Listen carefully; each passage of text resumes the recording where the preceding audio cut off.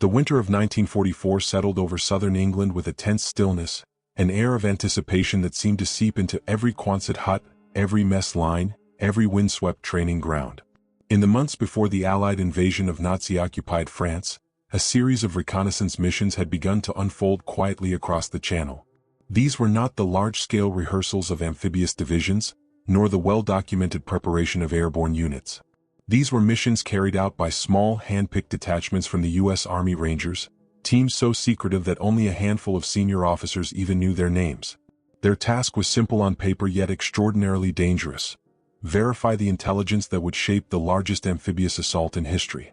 These reconnaissance units, often composed of 3 to 6 men, were drawn from the 2nd and 5th Ranger Battalions, elite groups already hardened by combat in North Africa and Italy. They moved under the cover of darkness, crossing the English Channel in modified PT boats or submarines, slipping ashore on remote French beaches, and sometimes operating deep behind enemy lines. Their missions were so sensitive, so layered in operational silence, that their movements were rarely written down. Some files would be classified for decades. Others were absorbed into broader operational reports without acknowledgement of the individuals involved. Among these teams were those assigned to the Cotentin Peninsula, an area that would later play a critical role in securing Utah Beach. One of these small units became an enigma before D-Day ever began. The struggle for reliable intelligence had reached a breaking point by early February. Aerial reconnaissance could only do so much. Shadows hid depth, weather obscured clarity, and German camouflage had become increasingly sophisticated. The Allied planners needed ground confirmation on several suspicious sites along the peninsula: new trenches, reinforced gun pits, and strange patterns of vehicle activity detected near the cliffs. This was the environment into which the Ranger reconnaissance team stepped. They carried minimal equipment: M1 carbines, Fairbairn Sykes knives, wire cutters, compasses, silk maps, and small waterproof radios that were often unreliable under coastal conditions. Their greatest assets were training, stealth, and their ability to vanish without leaving a trace. On one cold night in March, a selected Ranger detachment departed from an undisclosed coastal point in Cornwall. Their final recorded transmission came just after 0200 hours, a brief coded message confirming landfall near a set of chalk cliffs south of Barneville Carteret. After that, the transmission line went dead. Attempts to re-establish contact failed. The next scheduled check-in came and went without response. One by one, the markers that should have signaled a successful extraction remained silent. Diary entries from the period reveal the tension that unfolded behind closed doors. A British naval officer assigned to liaison duties wrote, "There is a quiet dread in the operations room. A team unaccounted for means more than mere absence. It means we are blind where we cannot afford blindness." His words capture the anxiety spreading across Combined Operations Command. Without the Rangers' report, planners were left with incomplete imagery and uncertain assessments. The Cotentin sector was now a darkened portion of the invasion map, an area where guesses might lead to catastrophe. The first hints of a deeper problem emerged when a French resistance informant delivered new information through an SOE courier chain. The message, brief and cryptic, suggested increased German patrols along that same stretch of coastline. Something had triggered heightened alertness, something the informant described as unusual tracks in the sand, and lights where there should be none. Allied command could not confirm whether this activity was connected to the vanished Rangers, but the timing was impossible to ignore. Were the Germans tipped off? Had the Rangers been intercepted? Or had environmental conditions separated them from their extraction point? As the days stretched on, unanswered questions multiplied. The sea itself was a constant suspect. The Channel in March was cold, unforgiving, and capable of swallowing entire craft without leaving so much as debris. But a missing boat was only one theory. German radar stations, some recently upgraded, had begun experimenting with new detection patterns. Could the team have been spotted from the cliffs? Could a routine patrol have chanced upon their landing site? Even today, historians confront these uncertainties with a mix of caution and curiosity. The absence of hard evidence, no recovered gear, no intercepted German report citing captured Rangers, creates a void into which only informed speculation can fit. What remains is the unsettling truth that an experienced reconnaissance team disappeared entirely before the invasion that might have depended on their findings. Their story ends this chapter with a lingering sense of incompletion. The Cotentin Peninsula would soon host some of the fiercest fighting of June 1944, and yet some of its earliest scouts never returned to tell what they found there. And as Allied planners grappled with the unexplained silence, another disappearance was already forming along the cliffs of Point du Hoc. The cliffs of Point du Hoc loom in wartime records like a sheer monument to uncertainty, a place where Allied planners saw both opportunity and peril. In early April 1944, weeks before American Rangers would famously scale those heights on D-Day, a smaller and far more secretive Ranger reconnaissance element approached the area under cover of night.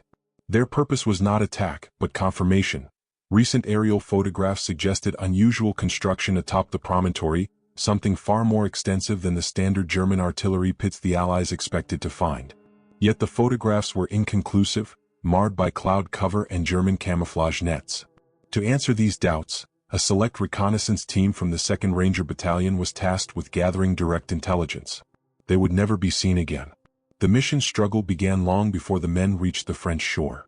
Point du Hoc was one of the most heavily defended stretches of the Norman coastline. Waffen-SS and Army units maintained constant patrols.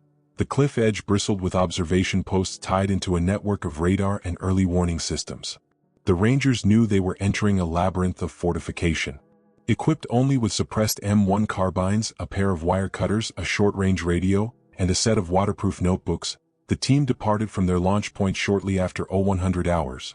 Their small craft, guided by a Royal Navy crew accustomed to clandestine landings, moved silently through a moonless night broken only by distant flashes of German anti-aircraft fire. The last confirmed radio check came just off the coast. Approaching sector. Light surf. Will transmit after movement inland.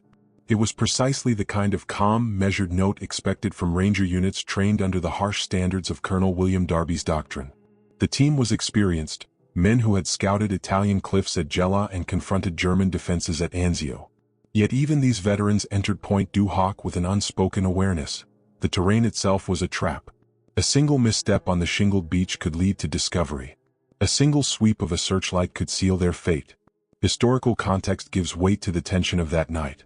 In the weeks leading to D-Day, Allied command received increasing hints that German forces were reinforcing the Atlantic Wall in unpredictable ways. Reports noted rapidly erected bunkers, newly dug trenches, and occasionally fortified positions that did not appear to align with existing German defensive doctrine. A diary entry from an RAF photographic interpreter dated March 30th recorded, "Something new is happening at Hoc. Nets thicker than we've seen. Earthworks inconsistent with prior mapping. Either a dummy position or something they very much want us not to see." The Rangers' mission was meant to answer precisely those uncertainties. But when the appointed transmission window came and went, no signal, no coded confirmation, nothing but static, operations officers realized something had gone wrong. Attempts to raise the team at secondary intervals also failed. Royal Navy vessels waited offshore until dawn, but no flashing recognition signals appeared. The sea gave no clues, neither did the coastline. The first reveal came indirectly, through fragments of intelligence sifted from French resistance networks. A contact near the village of Saint-Pierre-du-Hoc reported unusual German agitation at dawn. Patrols returning in formation, trucks arriving at a cliffside depot, and an officer shouting at local laborers near the observation bunker. Yet nothing in these reports clearly referenced captured Allied personnel.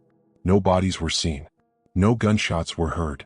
The resistance source later insisted, "Something happened on the cliffs last night, but we cannot say what." A more troubling clue surfaced days later when Allied codebreakers intercepted a brief German message referencing an unidentified landing attempt near a high cliff sector west of Grand Camp. The message was vague, void of detail, almost clinical. But within its brevity lay a chilling possibility. The Rangers might have been detected and neutralized before they could flee. However, the lack of any explicit mention of prisoners raised another unsettling question. Had the encounter been so swift, so sudden, that no one survived long enough to be recorded? Modern analysts examining the mission note the precarious timing. German garrison logs from the area show that, during the exact week of the Rangers' disappearance, reinforcements from the 352nd Infantry Division were rotating through the sector. These movements increased night patrols significantly, tightening the very window through which the reconnaissance team attempted to slip. Some historians propose the Rangers may have encountered an unexpectedly dense patrol net, forcing them to hide in rock crevices or caves along the cliff base, only to be trapped by rising tides. Others suggest a silent confrontation, a close-quarters struggle drowned out by surf and wind. The truth, however, remains obscured. No German report ever surfaced confirming a captured reconnaissance team. No ranger equipment washed ashore. No diary entry from local civilians mentions gunfire that night. The absence of evidence became its own haunting presence in the days before D-Day. And for Allied planners, the consequences were immediate. Without confirmation of the guns atop Point du Hoc, without knowledge of whether the German fortifications were active, abandoned, or something entirely new, they faced a disturbing uncertainty. The decision to send full ranger companies to storm the cliff on June 6 would be made in the shadow of the vanished team, their silence shaping one of the boldest assaults of the Normandy invasion. As command searched for answers, another ranger reconnaissance element, operating far to the east near Ouistreham, began its own clandestine insertion into occupied France, one that would soon introduce a new set of disappearances and a deeper mystery still. In the quiet coastal town of Ouistreham, long before British commandos and French free forces stormed Sword Beach on D-Day, the shadows of war were already moving through its narrow channels and windswept dunes. This region, situated at the mouth of the Caen Canal, held more than just strategic value.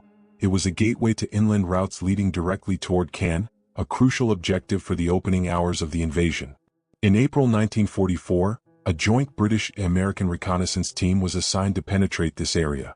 Their mission: examine German beach defenses, confirm the placement of underwater obstacles, and determine whether recent intelligence hinting at a new mine deployment was accurate. It was a straightforward task on paper, but one that carried immense risk. These small missions rarely entered the official historical narrative. This one vanished from it entirely. The struggle the team faced began with the unpredictability of German patrols.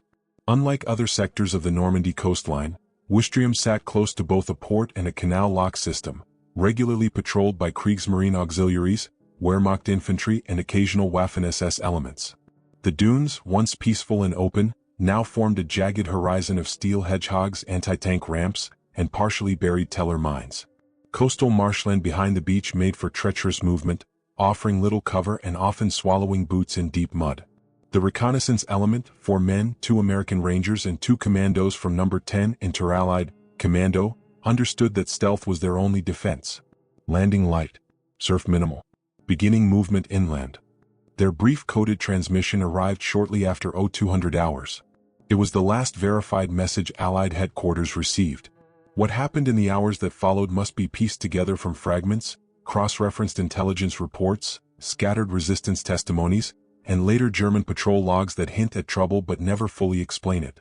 Historical insight reveals the context of their mission. Aerial photos taken days earlier had shown patterns of newly installed beach stakes near the high tide line. Some were tipped with explosives. Others may have been decoys. What concerned Allied planners was the density and alignment, more organized than before, suggesting deliberate modification by the German engineers of the 716th Infantry Division. A handwritten note from a Royal Engineers observer reads, "If these are indeed fresh obstacles, their purpose is not merely defensive. They appear designed to funnel landing craft into pre-sighted kill zones. If true, this could cost hundreds of lives during the Sword Beach assault." The reconnaissance team was tasked with verifying this suspicion by getting within arm's reach of the obstacles. Moving inland meant entering an area bordered by dunes and sparse civilian farms, a landscape where silence was easily broken, and where any unexpected noise could draw a patrol. French resistance operatives later reported faint movement near the beaches around 0300 hours but could not confirm its identity. Shortly afterward, German patrols intensified abruptly. A resistance courier's diary, later preserved in post-war archives, records an unsettling entry: "Patrols everywhere as if they sensed something. Even the dogs were restless tonight." The reveal came indirectly through SOE channels. A resistance liaison reported that a German sweep had occurred near the canal lock around dawn. Patrols were seen converging on a cluster of dunes after a flare shot up briefly, likely a signal from a sentry. Yet despite the apparent response, no German record ever surfaced stating they had captured Allied infiltrators. A Wehrmacht patrol log refers to traces of foreign presence, but no bodies, equipment, or prisoners. This absence of detail fuels modern curiosity. What did the Germans actually encounter? One theory suggests the Rangers and Commandos were forced to scatter during the sweep. The marshland behind the beach held deep tidal channels, capable of pulling a man under if misjudged in darkness. Another possibility is that the team avoided detection initially but ran into a roving patrol while attempting to return to their extraction point. A third theory, rare but plausible, proposes interception by a German counterintelligence detachment stationed near Caen, one known for transporting captives out of the region before dawn. The team's disappearance had immediate implications. Their findings were meant to confirm whether engineers needed to adjust clearing charges or prepare specialized teams to breach reinforced obstacles on Sword Beach. Without that confirmation, planners were forced to rely on aerial interpretations and incomplete resistance sketches. The absence of solid data cast a cloud of uncertainty over the assault, and brigade commanders noted the precariousness in their briefings. One officer later recalled, "We had shadows in the surf, shadows we couldn't name, couldn't measure, but knew were there." Modern researchers examining post-war interviews with local civilians uncovered a curious note. A fisherman from the nearby harbor recalled hearing thumps in the night, followed by muffled shouts carried faintly by the wind. He assumed it was a German drill. But the timing coincides with the team's disappearance. Was this the sound of a struggle? Or merely the routine noise of occupation forces? We cannot know. The narrative of this vanished team fades into silence as abruptly as their final transmission. They entered the dunes to confirm the shape of the defenses that would greet British and Free French troops on June 6. They never returned.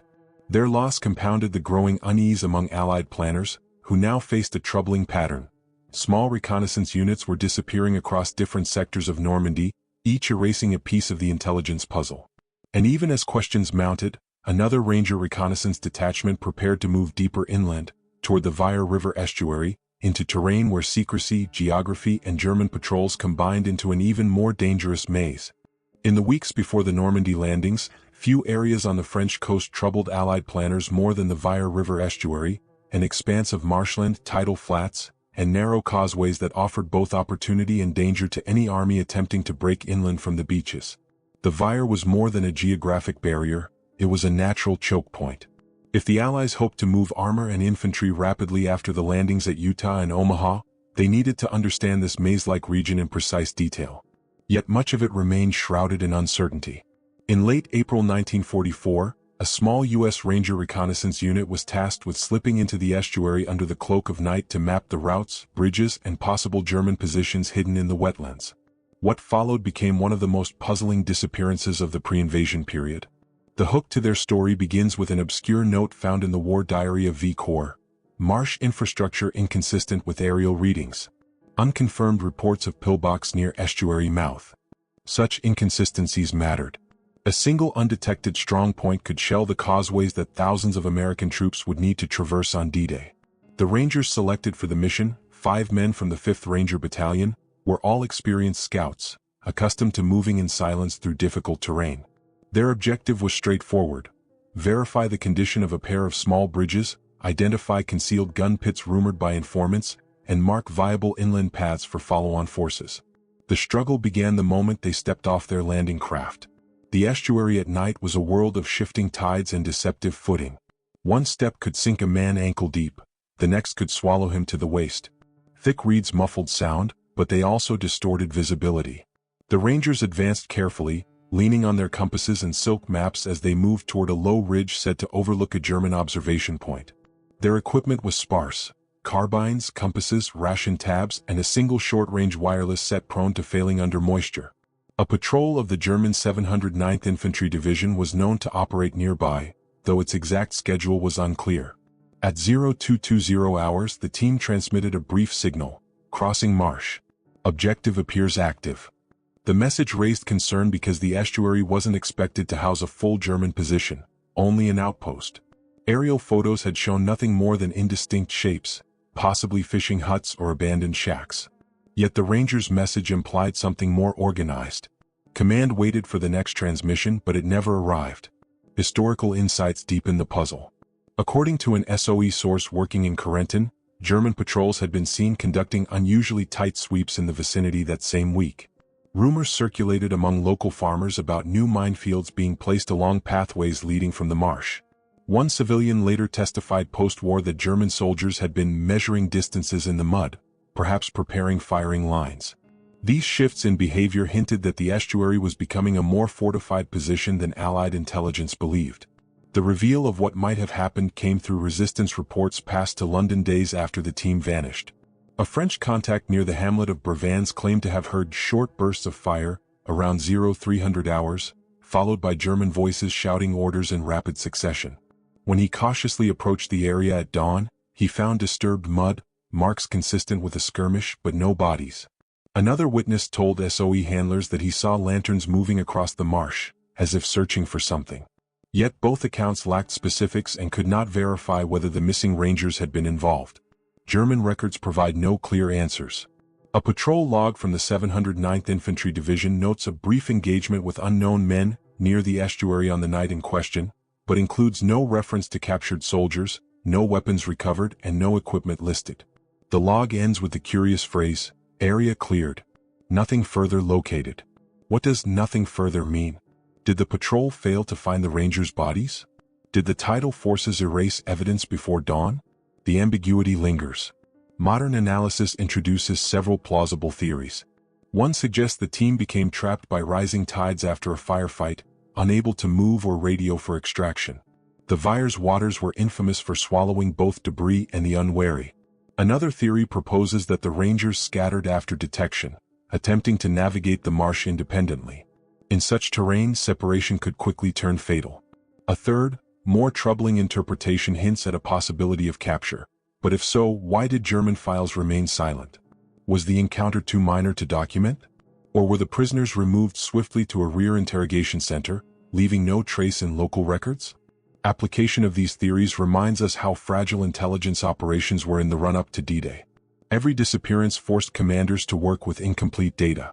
A gap in reconnaissance meant a gap in planning, and planning under pressure required assumptions that might cost lives. One officer from V Corps later wrote in his memoir, "The marsh was a blind spot. We carried forward anyway. We had no choice." The closing moments of this part rest in the quiet void of what was left behind. A few scattered footprints, a disturbed patch of reeds, and a silence that grew heavier as the weeks marched closer to June. The Wire River estuary remained a strategic unknown, its secrets locked beneath shifting tides. And even as planners tried to interpret the missing team's final message, another Ranger reconnaissance element prepared to probe a more populated sector, the small but critical port village of Port-en-Bessin, where radio signals hinted at a German installation hidden in plain sight. Port-en-Bessin, a quiet fishing village nestled between Omaha and Gold Beaches, held a strategic importance far beyond its calm shoreline. To the untrained eye, its cliffs and winding streets seemed unremarkable. But Allied planners knew better. This port would become a key link between American and British sectors after D-Day, serving as the future terminal of the Pluto pipeline under the ocean, designed to fuel the Allied advance across France. Any unknown German positions here could jeopardize the operation. In early May 1944, a small reconnaissance team composed of U.S. Rangers and Royal Navy intelligence specialists was dispatched to confirm reports of unusual radio traffic near the village. Their mission was to determine whether a hidden German communications bunker existed in the area. Within hours of landing, the team disappeared. The hook to their story begins with a barely noticed intelligence note: intercepted electromagnetic spike, source unidentified, sector, Port-en-Bessin. This notation, found later in combined operations files, hinted at something atypical. German units in the region typically operated on predictable frequencies and power levels. But late in April, Allied listening posts detected brief bursts of encrypted transmissions more powerful than normal field radios. It suggested either a newly installed transmitter or a concealed long-range communications link. If the Germans had established such a facility, it could tie into the Atlantic Wall's broader command structure, possibly even connecting to naval coordination centers at Cherbourg or Cannes. The Ranger Royal Navy team chosen for this mission was small, just 4 men, all trained in covert landings and signals intelligence. Their gear included compact radio scanning equipment, wire cutters, Fairbairn Sykes knives, and demolition charges meant only for emergency denial. They were instructed not to engage unless absolutely necessary. Their goal was reconnaissance, not sabotage. Their struggle began the moment they arrived at the base of the cliffs south of Port-en-Bessin. The approach was far more treacherous than expected. High tides forced an inland climb along unstable chalk faces, and a persistent wind whipped sand into their eyes and gear. According to naval logs, the team transmitted an initial landing confirmation at 0150 hours. All seemed routine. But their second transmission, sent approximately 40 minutes later, carried a chilling note: unusual signals confirmed. Source nearer than expected. Possible subterranean installation. After this message, the radio fell silent. Historical insight provides additional context to the urgency surrounding this area. Port-en-Bessin housed elements of the German 716th Infantry Division and was fortified with machine gun positions, anti-aircraft weapons, and interlocking trenches carved into the cliffs. But what planners didn't fully understand was the extent of German engineering beneath the surface. Post-war investigations revealed that the Germans had carved tunnels in several coastal locations, creating hidden communication and observation chambers. Could Port-en-Bessin have housed such a site? And could the missing team have stumbled upon it? The reveal came through fragments of resistance intelligence. On the morning after the team's disappearance, a French informant working near the fish market noted German soldiers moving with unusual haste. A lorry arrived at the docks, its canvas cover tied tightly, its cargo unknown. More disturbingly, he saw soldiers cleaning boots and equipment, as if returning from muddy ground outside the village. If the Rangers had been intercepted near a camouflaged bunker, this might explain the sudden activity. Yet no German record mentions a captured Allied reconnaissance team. Another resistance asset, codenamed Lier, claimed she heard metallic clatter and raised voices around 0300 hours near a small wooded ravine south of the village, precisely where Allied analysts later suspected the hidden transmitter might have been located. But when SOE handlers questioned her after the war, she admitted uncertainty. It could have been supplies. It could have been soldiers arguing. I don't know. Her testimony, like others, was maddeningly inconclusive. Allied codebreakers contributed another ambiguous piece of the puzzle. On the day of the disappearance, they intercepted a German message referencing the transfer of material of interest to an inland command post. The term material was vague. It could mean equipment, documents, or prisoners. Its true meaning remains unknown. Modern historians have proposed several theories. One suggests the team successfully located the bunker but tripped a detection system, possibly a sound alarm or concealed wire. German defenders could have responded swiftly, capturing the men before they could return to the extraction point. Another theory proposes the team fled after detection, descending the cliffs under fire. In such conditions, a fall or a rapid incoming tide could have erased any sign of their presence. A third theory suggests that if they were captured, they may have been transported away from Port-en-Bessin before dawn, leaving the village with no obvious trace of foreign combat. The implications were immediate.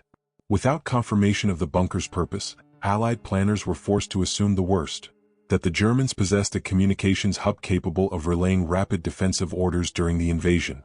This assumption influenced the importance placed on capturing Port-en-Bessin on D-Day, a task later carried out with heavy fighting by No. 47 Royal Marine Commando.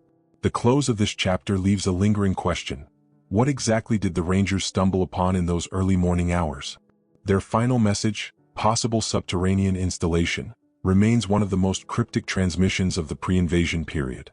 Their disappearance was the fourth in a chain of unsettling losses. And with the countdown to D-Day nearing its end, one final reconnaissance team prepared to enter the darkness, toward the gun batteries west of Omaha Beach, and toward the last mystery before the invasion began. In the final days before the Allied invasion of Normandy, tension hung over every command center, radio tent, and coastal outpost in southern England. The stakes were higher than ever, and the margin for error had narrowed to almost nothing. Yet amid the whirlwind of planning, one final reconnaissance mission was approved, an operation so time-sensitive and so critical that its results, if obtained, might influence the last-minute disposition of thousands of American soldiers destined for Omaha Beach. The target, a cluster of suspected German gun batteries west of the landing zone, positions the Allies believed could bring devastating fire down on beachhead forces.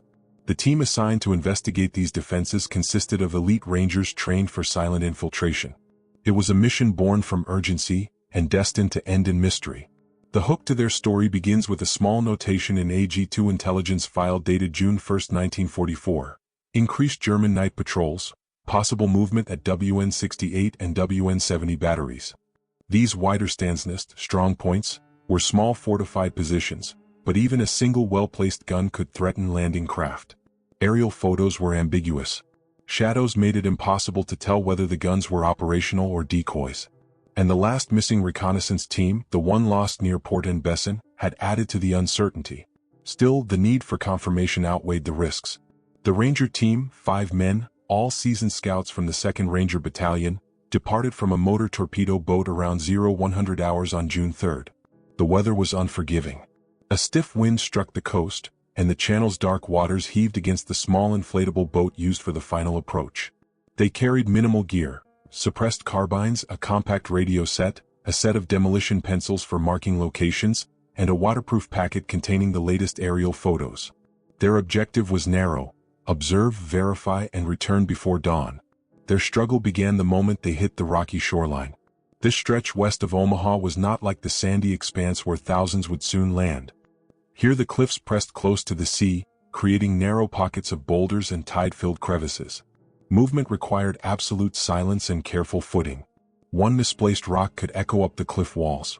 To make matters worse, intelligence suggested that the 352nd Infantry Division had recently reinforced this area, a much stronger unit than the static 716th Division that had manned many of the coastal defenses. Their first radio transmission came at 0143 hours. Landed. Patrol activity heavier than briefed. Proceeding inland.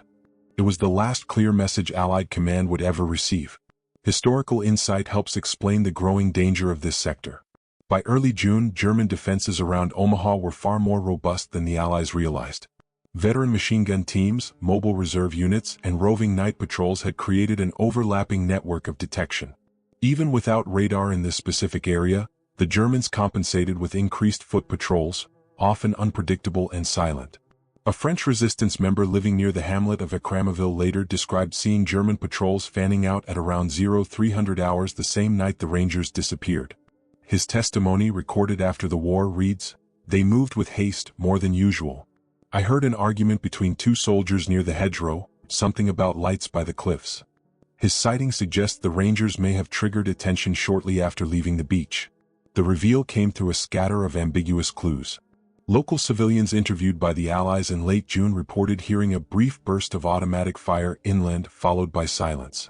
In another account, a shepherd claimed he saw lanterns moving along a ridge line around the same time, a rare occurrence given strict German blackout rules. Yet none of the resistance contacts reported hearing prolonged fighting or explosions. If the Rangers were discovered, the encounter must have been swift. German records offer little help. A report from the 914th Grenadier Regiment notes an unidentified coastal disturbance on the night of June 3 to 4. But the entry lacks specifics, no mention of captured enemy soldiers or recovered equipment. A separate log references increased alert status due to suspected infiltration, but again no hard evidence of combat. This silence in the paperwork has puzzled historians for decades. If a firefight occurred, why wasn't it recorded?